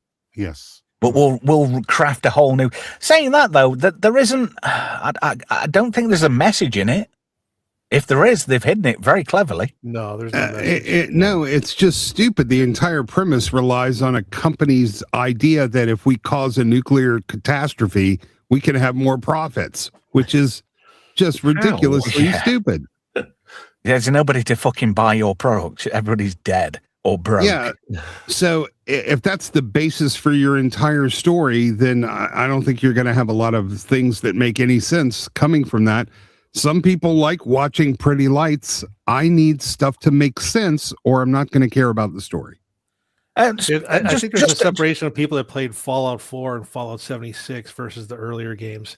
I've played the latter and I like it, and I've heard from people that have played the earlier games and they don't. And I think that's where the demarcation line is whether you've played those iterations of the game or not. If it's not on DOS, it's no good. So let me ask you, what did you think of the scene when they are in the underground laboratory and Walton Goggins finds a box of the serum that he needs to exist, a big box with a handle and some nice locks, and he opens the box and pours it out into his hat where they're all spilling out all over the place, and he tries to carry those vials in his hat out into the wilderness. What did your brain tell you when you saw that stupid shit? That it was stupid shit. I just thought, I mean, I guess alternatively, how's he supposed to carry it on him? Yeah, he wants in the them all. box with the handle that it was already in. That was a simpler, more grown up and logical answer. Yeah, I would say yes. I'd have to. That's interesting. I'd have to go back because I actually did a lot of notes when I watched it the first time, and then I was correcting some of my notes when I watched it the second time. I'll have to see what I wrote down about that because some of the scenes where I initially had a problem and watching it the second time through, I'm like, no, I can explain this, and so that might be a separate. It's like stream. Sword says, why are we talking about Fallout? Because Skeleton Crew's about as interesting as a fucking wet weekend in Wigan. And we've kind of like gone off the track because I don't even want to talk about that. Just one thing to wrap up. A nice picture of Dave Filoni with Rosaria Dawson there. Stoic. Mm-hmm. Yeah.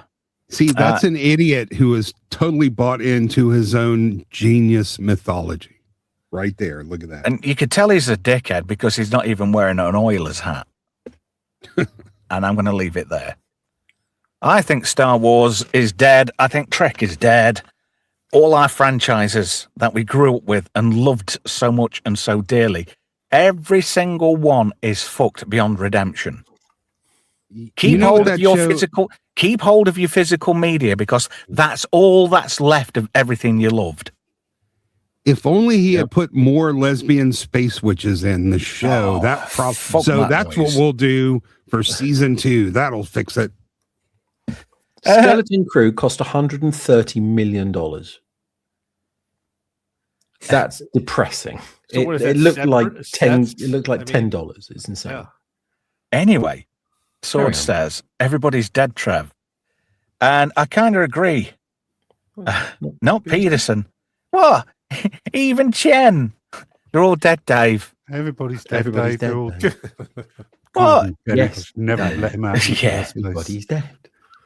That's pretty much the size of it. Everything we loved and grew up with, it's just been so irrevocably fucked 40 ways from Sunday. For everything it's worth, every IP has been milked and all the ideas have evaporated. And it's got to a point, you knew it was bad in the early part of the 21st century when everything started getting rebooted. And if it didn't work, they keep rebooting it. It's like, hang on a minute, you're not learning from the mistake. People don't want what you're offering, right? You know, you could have the best thing in the world, but if you're wrapping it up with a shit script, nobody's going to want that. And then you can't turn around and say it's the audience's fault that nobody wants the product. You know, you don't turn around and say, well, obviously, you're a white male and you're toxic. You're the problem, not the script. Because we've had a panel of people with pink hair run the script by them, and they said it was fantastic. So you've got to be the problem. All those other 7 people were right. All those millions of people who don't want it, you're all wrong. There's the wrong idea. There's the problem with the logic. They're asking the wrong people for the opinion that they want. You know? Well, and they're asking the wrong people to write these stories. These people live in a fantasy world that's detached from reality.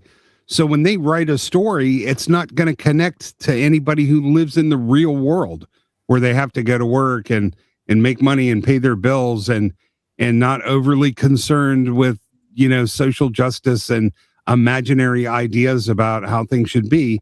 So when you see their product and it's all about nonsensical stuff that doesn't connect to the real world or other people's experiences, it's not going to work. I'll give that to Andor. I'm going to pose a question now to the panel, right? Mm-hmm. Tell me a franchise that you grew up with and loved that still exists today that's actually successful.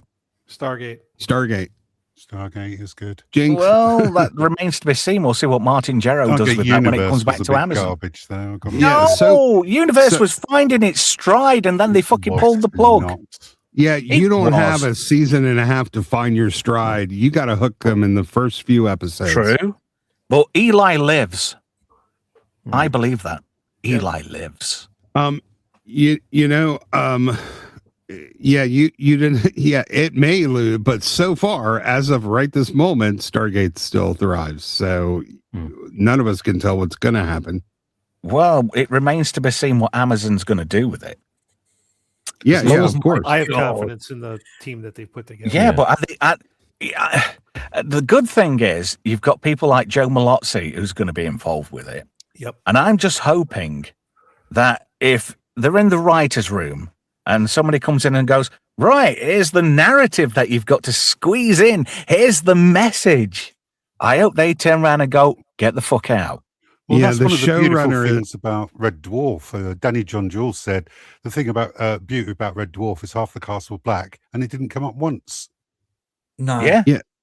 The showrunner for the new Stargate show is the guy that did the Quantum Leap reboot, and that's not a good sign. Oh no. Yeah, it's Martin Jarrow. So the thing is, though, legacy folks from Stargate. So. He is Stargate through and through. Yeah. And he's bringing back the core writing team from SG-1 and Atlantis. I think if you have enough people around you from a show running standpoint or advisors that are like, hey, you can't do this because this happened. As long as they stay in their lane, it'll work. Yeah. No narratives, no message, just have a decent plot. Yeah. Just there's a saying, KISS. Keep it simple, stupid. Why can't they just keep shit simple? It would work better, But what's going to happen when they get a corporate directive from on high that they can ignore is telling them we need more LGBT representation in the show? Well, that's what I'm saying. You've got these people say, we're the people with the money. We're fronting you. So this is our clause, terms and conditions. You've got to include this and you've got to get this across. There's no place for it. People don't fucking want that shit. Why can't they listen to the audience? Why can't they just give us as fans what we want? It's not rocket science. Because you wish it. Because you wish it. Yeah, that's pretty much it. Yeah, I hope they're listening to Grand Theft Auto team, who's having to delay the game again and spend another year scraping out all the woke crap that they put inside their game because they know it's going to tank it. If they listen to those guys, we'll be in okay shape. Oh, listen at this. Paul Dickinson says, welcome to the Optimism Hour. What do you want? Do you want us to all fucking build a campfire, sing a couple of songs? Sorry, I just quoted Carter Burke. Malozzi and Wright are connected to it. Gives me hope. If none of them were involved and it was just Amazon with buying MGM and they're going to do whatever they're going to do, then I had no faith that the show was ever going to come back, let alone what we were expecting. Sword says Stargate just a quickie. Sword says Stargate needs a reboot, not a continuation. Nope. He doesn't. No, it does not. Nope. Well, listen, Malozzi's on Twitter. You can go read his own words. He said, I'm just a consultant. I have absolutely no control over what happens with this show. And that's what bothers me. Well, but you don't bring him on as a consultant control. if you don't respect his ideas. Tom Shippey. I don't know. Rings of Power. Oh, God. Yeah. Oh, dear. Oh, well, you know, I hope I'm proven wrong. My butt isn't clenching at the thought of a new Stargate series. The only thing that worries me about Stargate is, you know, they've beaten everybody. You know, the Ori, the Replicators, the Wraith. You know, the human species has done good. So what's around the corner? It's got to be somebody fucking really big and bad. White supremacists. The woke middle-aged white That's the women. name. I know. They're going to fight the Antiphans from the Antiphan galaxy, from the left galaxy. Yeah. The thing is, Amazon has a history of hiring consultants for PR reasons to get the fans on board and then completely ignore what they say. That's my concern. It'll be a quick switch. I'm telling you right now, and it can work. You're like, who can be their enemy? Well, they really haven't explored the Ida galaxy where the other Asgard lived. Right. So there's a whole lot you can do with that, and you can modestly introduce or reintroduce the old cast. You can have Samantha Carter doing something that's related to the Stargate program. General Carter. So you can account for, by the time the show airs, let's say the 15 years that's passed or the 16 years that's passed, you can, in passing, reference Atlantis. You don't even have to directly address it. You can just refer to Atlantis being back where, what's the name of the galaxy? I'm trying to think. Ida. No, they're or not you're Ida. thinking the Pegasus. Pegasus galaxy. Yeah. So you can, in passing, just mention the fact that, we reached out to the Pegasus galaxy and Atlantis said this. You don't even have to show the cast there, but you can establish that they are no longer in San Francisco. What about this for an idea? President Jackson. What about this one? The Furlings. The Furlings are being attacked by an unknown, unseen enemy, and they reach out to the Tauri for help. Maybe it's the Furlings that are going to come out as being the bad guys. They've been so insular as a society for so long, they've gone rogue. And did you ever see that that in the spoof? Was it 200 where they did the Furlings, but they did them as Ewoks? Yeah, woke Furlings as the enemy. I love it. Yeah, the Furlings went woke. We've got to stop them. Pink-haired Furlings. I think there's some concepts that you could reintroduce because we don't know for certain that the Tolan are all dead. Yeah, they are. So it was established that they were all dead. No, I thought there was reference to the fact that they were, when the Ori came, that there were still some left on another planet. No, they were all hunted down. That was in canon as well. I'd rather have some new bad guys, though. I don't really want to deal with the replicators or the Wraiths or the Ori again. I want new bad guys. Well, that's it. Like I was saying, they've defeated everybody. There's nobody left, so there's got to be somebody bigger, badder, and better, faster, stronger than who they've been fighting in previous series. Well, and you mentioned the replicators. Don't forget, the replicators didn't come from our galaxy. So the fact that they were in the Ida galaxy doesn't mean they weren't also somewhere else. Yeah, because we do encounter them in Stargate Atlantis, too. What about that? You've just made me think with the Ida galaxy. It was only the Milky Way Asgards who killed themselves because they couldn't solve the problem of diminishing returns in their own genetics. So maybe, what if, like we had the rogue bad Asgard in Atlantis, right? That were taking over what did they call it?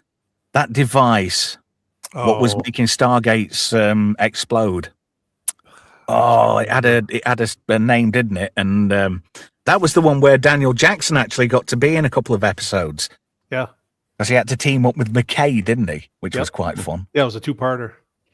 It's not the first time Daniel's been to Atlantis, though, because we had that in, was it Castiana and Sahal? You've got your answer, Daniel Jackson. Is that the Tarot device? That's it. That was it, yeah. The other item that I don't know that, off the top of my head, that was ever resolved was the original Asgard, that they were trying to get the genetic material from. That's right. Because So they that actually way looked the like series us still at be one out there. time, didn't they? Yeah. They were So very similar. There are many ways that they could go, and so like with Sword's comment, no, you don't need to reboot it. You can No. continue, and you don't have to necessarily rely on the existing franchises to continue forward. They could be in the Ida Galaxy, and we're following an SG team that specifically went to the Ida Galaxy, and much in the way that we have Stargate Universe, it isn't easy for them to use the device to come back to Earth. Oh, I'm impressed by this. Just 1 second, Ista. Not Z3PO says, hi, Rosolds, who worked on the original SG-1. There are about 50 of us left. Did you work on SG-1? I am, if you're not bullshitting, I am severely impressed. I would love to that's see Peter awesome. DeLuise. I was going to say, Not Z is in the industry. I know that. Yeah, you could have an SG-1 team, and they were just that they get stranded on a planet. They were originally just going for a 3-hour mission, and somehow they get trapped on this tropical planet. And they had a millionaire along with them and an actress. Nice. Oh, use the Stargates for tourism. Gilligan's Island as Stargate. And they have to find their way home, and they have to jump to different planets and hope they get somewhere. Did anybody ever see the SS Minnow? Did anybody ever see the cartoon spin-off, Stargate Infinity? Yeah, it was garbage. Wasn't it? It was shit. It was the worst cartoon series I've ever watched in my life. It made Star Trek by Filmation look like Transformers the movie. Listen, they just need to give us a full episode of everything they touched on in the episode 200. That way, Wormhole Extreme. That's what we need. Yes, but they did the puppet stuff. They did the Farscape. That's what they should give us. Set some props. Atom says, trapped on Smilex Island. You wouldn't want to be on Smilex Island, sir. He's not very well. It's very sticky. It's very sticky there. He's wetter than an otter's pocket, bless him. I think the optimism we show for it gives me hope, but we don't show the optimism for any of the other series. So I'll be one of those, like I have Prime. So if it comes out 18 months from now, I'll make sure I still have it. And so I'll give it a roll. You know what I mean? Yeah. So like with Andor, like we were saying earlier, so I stuck through it. You only made it 3 episodes. I'll give Stargate the benefit of the doubt because season 1, when it was on Showtime, was a slow start. Some of the episodes are not as great as the later episodes. It doesn't mean they're bad. You know, it's comparative. You were talking about Stargate Universe. I like Stargate Universe, but I thought the end of season 2 was its peak, that it was finally catching stride, and then the rug got ripped out from under it. That show really should have continued. Not Z3PO says, sets and some props. So you could make us a Zat if you wanted to. I've had some rum stories about the hero Zat. Apparently it was quite a dangerous device. I'd love to have a replicator on my You want a desk. staff weapon? That'd be nice. Yeah. Can you imagine if somebody made an RC-controlled replicator? Oh, that'd be so cool. I swear, I've seen one of those before at a Comic-Con or something. Yeah, that shouldn't be very hard. They're actually kind of look like they're based on erector sets. Erector sets. Yeah, you could. That would be so cool. Imagine getting one of those on the market for Christmas 2026. And a remote-controlled replicator. And it even makes those noises. Oh, that would be outstanding. Oh, that'd be cool. Yeah, if you can make me an RC-controlled Carter, like Michael Carter, Carter, that'll work too. She comes with her own washable insert. You could put your own fleshlight in her, the replicator Carter. That'd be quite interesting. Although, knowing my look, I'd ask for one, and I'd probably get a fucking Tilk model. Indeed. You're going to bend over. Indeed. No, I don't think so, mate. You'll be sent 5. You'll be like, damn it. No. Listen, I like Amanda Tapp. I like the series that she did after Sanctuary. Started out really good, and then completely shat the bed when they got rid of Emily Ellerup on there. Did you see the original web series version? That was sketchy. But are you talking about the blonde Dutch girl, aren't you? Yeah. When they killed her off the show, the show tanked. Yeah. Yeah, she was fucking smoking hot. I don't normally do blondes, but she was Dutch. She was like she was a girl boss, like half vampire, half Jack the Ripper. She was very cool. and they replaced her with I don't even. The show really fell off a cliff, but it was really good at first, and I loved Amanda Tapping in it. Yeah. So, I mean, if they bring her back, I'll definitely give it more of a chance than I give most things. We're talking about Claudia Black. You could bring Claudia Black back. No. Yes. That noise gamer. No. She looked good. Not Z3PO says. Try the replica prop forum or SG1 props. Is that the RP? Yeah, RPC. I think I'm on there. No, Claudia Black. No. You don't like Vala? No, She was great. I don't. I like her. I didn't like her, and I didn't like Cam Mitchell. Oh, really? Wow. No, I just no. They might as well have brought that fucking slug thing back out of Farscape as well. I thought I hated Farscape. People to bring there because of the chemistry between them, because you needed to effectively replace. Well, you didn't replace Samantha Carter, but you needed a foil, and I thought Claudia Black was a good foil, although she was paired mostly with Daniel Jackson. But I mean, with both of them, with Claudia and no, it was Fonzie on water skis for me. That, to be fair, while I found them fun, I found Vala really annoying. She's acting like a teenage girl half the time, and it didn't sort of fit. No. But the only time I enjoyed her performance was in Unending. She was great in that. Ben Browder, that's what I'm thinking of. Yeah. They work great together. I didn't mind that on SG1 so much, but man, the Ori just pissed me off. I didn't like them as bad guys. They were like, although Morena Baccarin, I wasn't complaining. No. It was Adria. I thought she's she still was alive. smoking. She's engaged against the. Yeah, they got rid of all the rest, but kept her, which is kind of But now she's in an eternity battle with Morgan Le Fay. Yeah, and so is what's his face? I thought she was trying to get out of Greenland. Oh God. Oh fucking hell! Evil Gold, who's partly ascended. Yeah, Anubis. Yeah. I thought you were trying to squeeze a dump out there for a second. Nearly. Only to win it. Only a little stink nugget, just a tiny one. Marina About the size of a Martina. She's trying to get out of Greenland with Gerald Butler right now, so she's busy.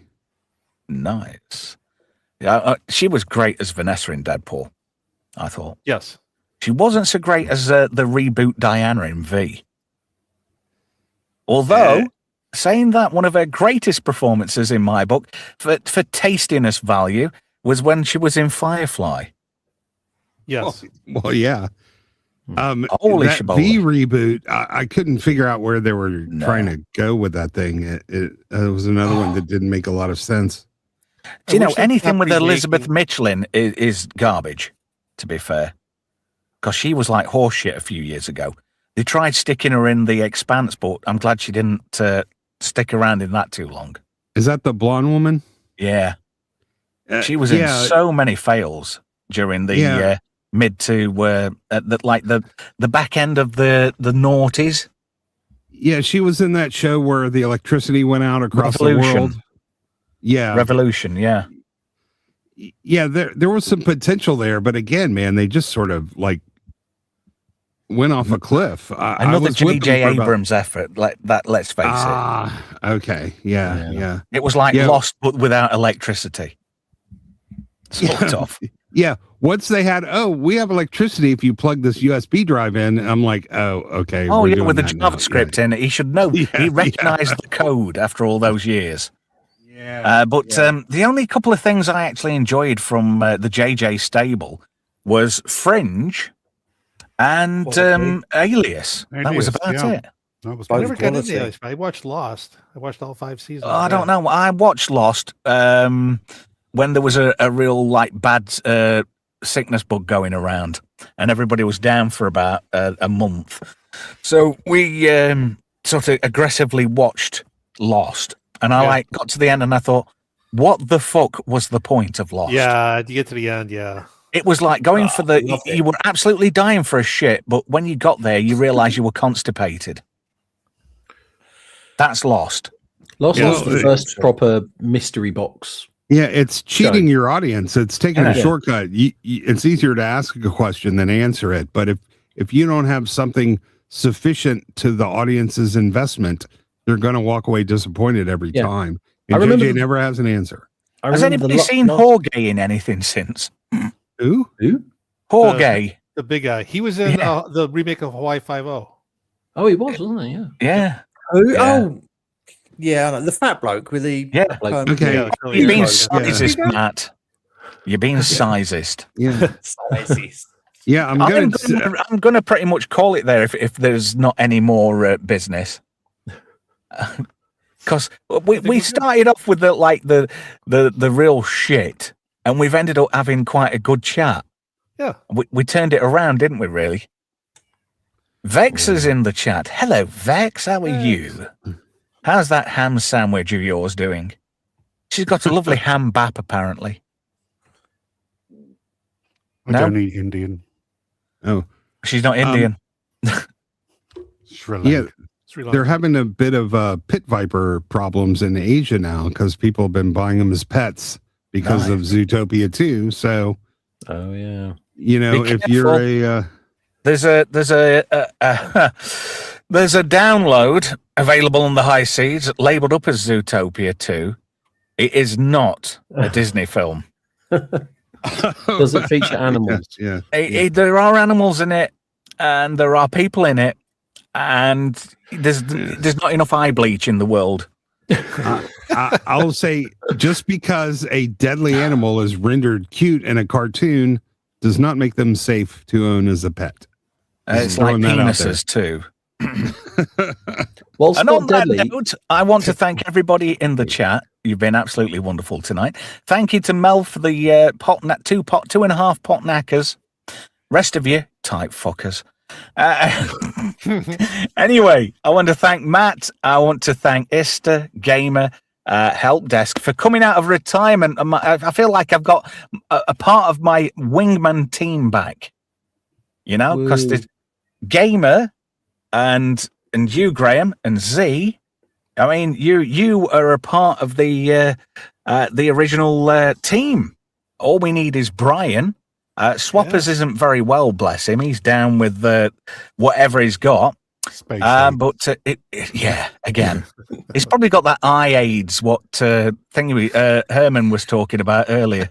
That really tickled a few of you, didn't it? That was quite a good one. Shouldn't have tried to watch that show. I know. I hope Herman re-rubs and enjoys his shout-outs that he got for free. Also, Smilex, he's down. He's got otter flu, apparently. Atom Gray says, there we go. Stay awake for B-sides, you lot. I will try. I've done well the last few weeks. Unfortunately, it's ended up being like ASMR because I've fallen asleep with my headphones on. Waking up at about 3, 4, actually about 7:30 the other week, and you were still going. So I was well impressed. B-sides from 2 a.m. UK time, 6 p.m. Pacific. And, I played you a trailer earlier, Atom. I hope you got to see it. I am going to end on a trailer now. Who fancies coming back for Just Great Movies on Tuesday? We're doing Commando with Annie. Anybody? Don't know. Yeah, it depends on how well he's man. Yeah, I'll have to check back with you. I'd love to do it, though. It's a very fun, ridiculous movie. It is. And the version I downloaded was not the same as the version that I grew up with. This one's got a heck of a lot more gore in it. And it's more of it comes across like a fucking B movie. And on that note, I want to say thank you to everybody. Like I say, here's a trailer for Tuesday. Next week on Just Great Movies, Arnold Schwarzenegger gets mad with the bloke from Mad Max who kidnaps his daughter. Then he goes on a bender. Don't worry, it'll buff out.